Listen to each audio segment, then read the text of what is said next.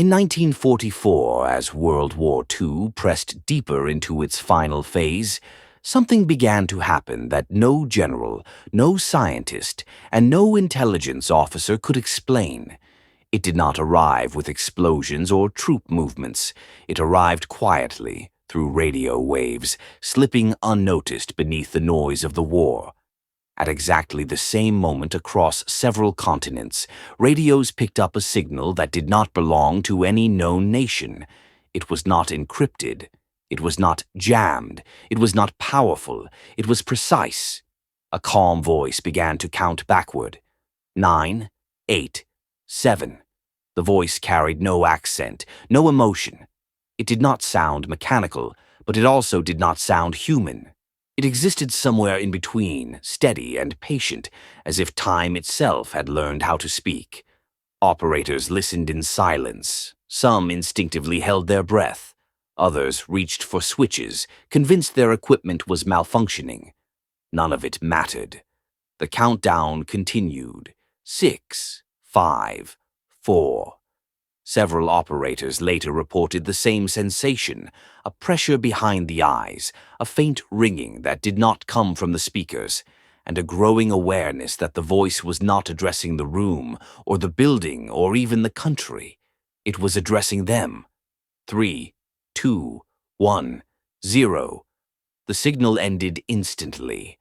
No fade, no static, just absence. For 9 full minutes afterward, no radio signal could be transmitted or received in several regions. Not military, not civilian, not emergency. It was as if the air itself had forgotten how to carry sound. When transmissions returned, the war resumed its noise as if nothing had happened. But those who heard the signal knew something had changed. Within hours, intelligence offices were overwhelmed with reports. Not of enemy action, but of human reaction.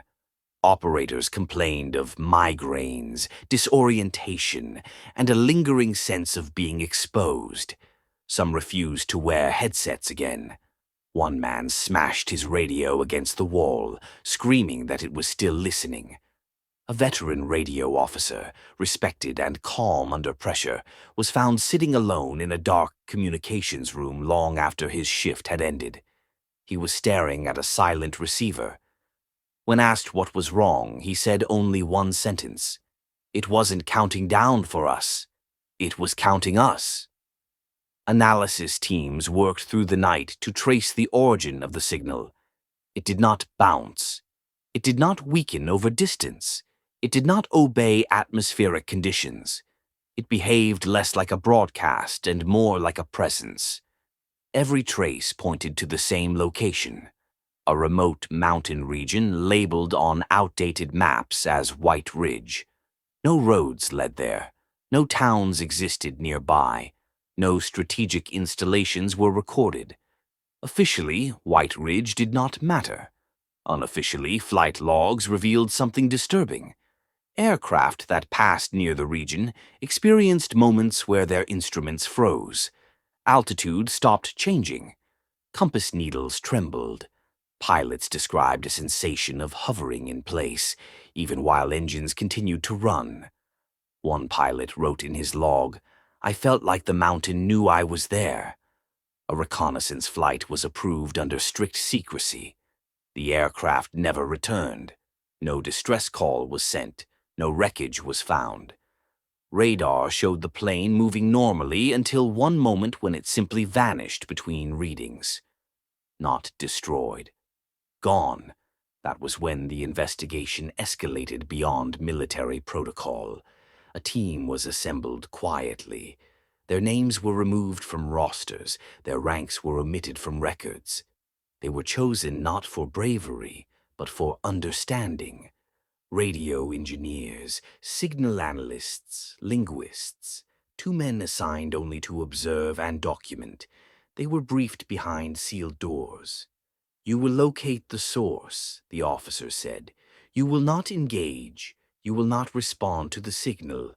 If you hear it again, you remain silent." No one asked what would happen if silence was not enough. The ascent to White Ridge took days. As they climbed, the world changed. Snow fell without sound.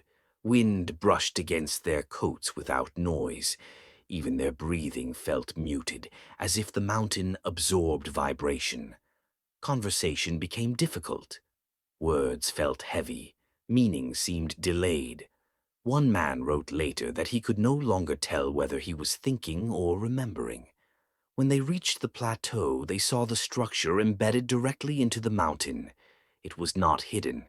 It did not need camouflage.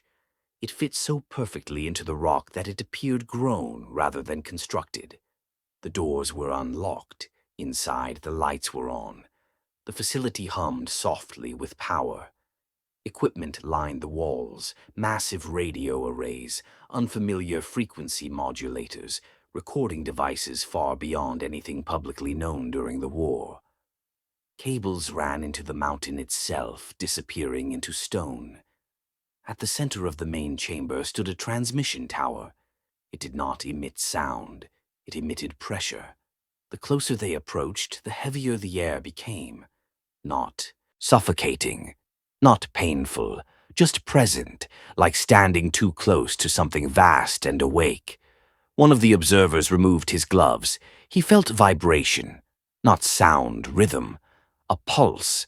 Documents were scattered across desks, some typed, some handwritten, some unfinished mid-sentence. Dates on the papers stretched back years before the war. Some references suggested work began long before conflict made secrecy necessary. The scientists who built White Ridge believed humanity operated on unseen frequencies: emotion, fear, obedience, memory, all influenced, they believed, by patterns of vibration too subtle to consciously perceive. The tower was designed to identify the base frequency of human awareness. Once identified, it could be adjusted, not to control violently, but to correct. The countdown signal was not a warning. It was a diagnostic. Each time it reached 0, the system recalibrated itself based on human reaction: anxiety, curiosity, resistance, silence. Humanity was being measured. As the team moved deeper into the facility, radios activated without being touched. Not broadcasting outward, listening inward. The signal was no longer coming from the tower, it was coming from the mountain. Thoughts became repetitive. Memories surfaced without invitation. Several men reported the sensation that something else was present inside their minds, not speaking, just observing. One engineer calmly removed his headset and walked toward the tower. No one stopped him. No one could. The final written log, recovered years later and buried deep in classified archives, was written by the last man still capable of resisting the pressure. "The frequency does not seek obedience," he wrote. "It seeks quiet. It seeks stillness. It wants us to stop interfering." He understood then that the tower did not need to be destroyed. Destruction would only scatter the signal. It needed completion. The missing component was human presence. The men made no speeches. There was no panic, no final words. One by one, they disconnected their equipment, laid it carefully on the floor, and remained inside the chamber as the final calibration began. At that exact moment, across the world, radios fell silent for 9 minutes. No sound, no static, no signal. Then everything returned to normal. White Ridge vanished from maps. Aircraft passed over the region without incident. The war continued, loud and unfinished. But something had changed. After the war, radio interference decreased worldwide. Long-distance communication became clearer.